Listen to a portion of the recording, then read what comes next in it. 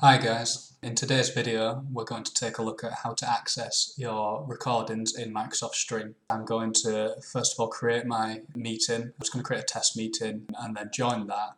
We're going to record for a little bit, end the recording, and then I'll show you where that is then published and how we access it. I'm going to create my meeting using Microsoft Outlook. You can do this directly in Teams or Outlook, whichever you prefer, but I'm going to head into Outlook. And I'm already in my calendar, so what I'm going to do is just for around about now, I'm going to just put in a test stream record. Yeah.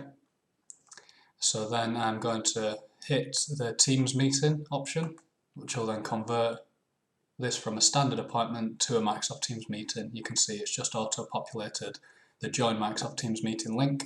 You've also got the dial-in number and the conference ID should somebody need it, but for the sake of this we're not going to be using that. I'm going to put me as required. So that's in there, so you can see test stream meeting here.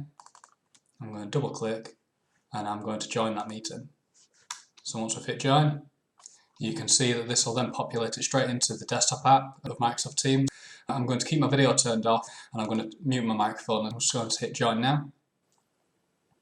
Now if I just give it a minute, you'll see that toolbar disappear. Just a little heads up, you need that to reappear. Just move your cursor on your mouse and then that'll just appear. So we've got this little toolbar down here, so you can see that I've got a more actions icon.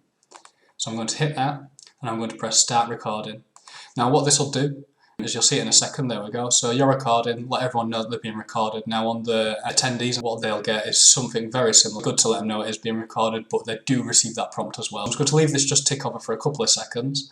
Let's just get like a minute and a half recording, and then what we're going to do is we're going to end the recording. So just while this is ticking over, there's two ways you can end the recording. We can head back into more actions and stop recording there. You can then continue with a meeting, but then you've only recorded a segment of that. You can then press start recording again and it'll have different recordings, so you can have 3 or 4, however many you want, recordings of one session if you only want segments of that. Or you could just simply hit hang up. Let's say you're recording the full meeting and you hang up at the end, so this little button here, that's to exit it. That will also stop the recording if it was still ongoing. So I'm going to hang up. It says leaving.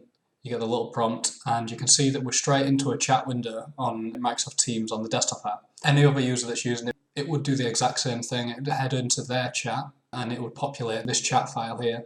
So you can see test stream recording. That is the subject name of what I put in for the calendar invite, so that's how you'd navigate through and find that should you need it. You can cross off Teams and go in at a later date and it will still be in your chat files, it doesn't disappear. It might just eventually knock down that list as you start to get new chats. If you haven't seen this chat file afterwards, what this does is it collates everything in the meeting. So if we've shared a Microsoft whiteboard, you can see there's a tab for whiteboard even though we didn't use it there, because you can add one after. There's meeting notes, there's files, so if we were sharing things in that meeting, such as sending PowerPoint files, any sort of file, it would populate it into this as well. So it's not just how you access the recording, it's also how you'd access every part of that meeting. Also with chat, if we're like typing in text during the meeting, that would also be stored in here as well. So it's basically a meeting summary and it's like a log of what's happened. But you could see there, as I was talking, this said here meeting ended and that's our recording. So you can see that that previously said basically was uploading to Microsoft Stream and it will become available shortly. Depending on the size of the meeting is how long it will take to process that, upload it to Microsoft Stream, which we'll look at in a second, and then make it available for you to click and interact with. The exact same for any other participant of the meeting. They all get this meeting recorded, so you don't have to worry about sending it to the participants because they've already got it. They can access it the same way that we're going to in a second. So what I'm going to do is I'm just going to left click onto this meeting and it's going to open it up in a preview window. Because we use a Microsoft suite of applications and products, everything tends to tie in together. So all this is open in Microsoft Stream, it's using it as an embedded window in Teams because it can handle their files. But what you don't get is if you're just viewing it in here, so I can just hit play and then pause and you can seek it, change your volume levels, like and comment on that, but you don't get the full functionality as in regards to if I want to download that meeting. So what we're going to do is we're going to cover that aspect now. So if we hit this little button down the bottom right, which says view in Microsoft Stream, so we're currently viewing it in Teams. If we press view in Microsoft Stream, that will take us through to the Microsoft Stream website. Now once I've logged in, you can see it's playing that exact recording. So what you can do is you can interact with the video. So you'll be watching this on stream, so you can interact with this video as well. You can like, you can share, you can add it to your watch list, similar to YouTube. You can also leave comments. What you can do, you can see this little more icon here. So if I click that, I've got the options down here to trim video, and then I also have download video. So I can hit download, and that is just going to download it, and it's going to download as an MP4 file. So I can now click this.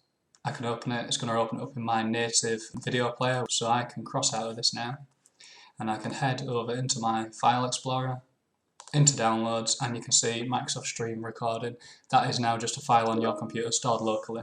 So we've covered the creating the meeting, we've covered how to start the recording, how to stop it in the various ways, and then once it's been processed afterwards, which happens automatically, you don't have to do it. We've also covered, if needs be, you can export that file and then upload it into the various places. So I hope this video's helped. If you would like to like and comment and suggest new videos as well, if there's anything you're unsure about,